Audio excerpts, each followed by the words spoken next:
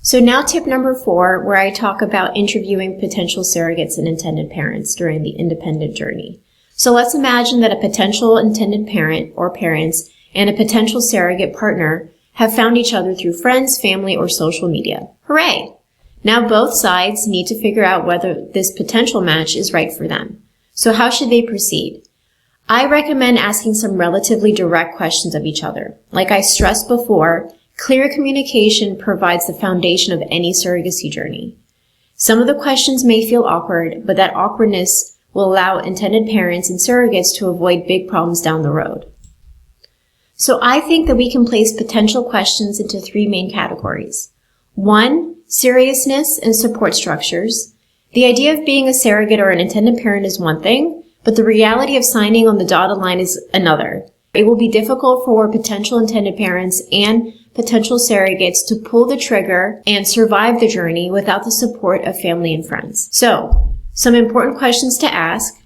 Does the family, especially any significant other, know about the possibility of surrogacy? Are they aware? Are they supportive? And can everyone meet each other? How would each party feel if the procedure fails? If the surrogate has a miscarriage, could both parties continue with their journey? So this is important because surrogates generally opt into being a surrogate because they've had very easy pregnancies in the past. But just because you've had an easy pregnancy in the past doesn't mean it's going to be easy in the future.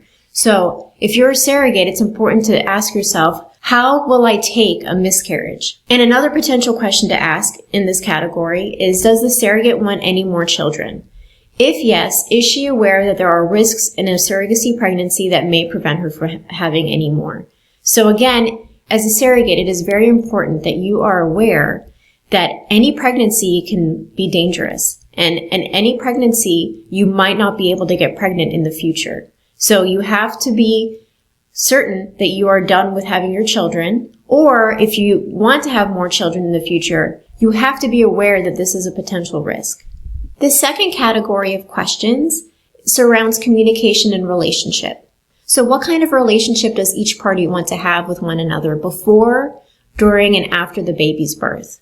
How often do the parties envision texting, speaking, and meeting in person? So some people might be busier than others, and so some people really want a very close connection, but maybe the surrogate can't provide that because she's busy with her own job.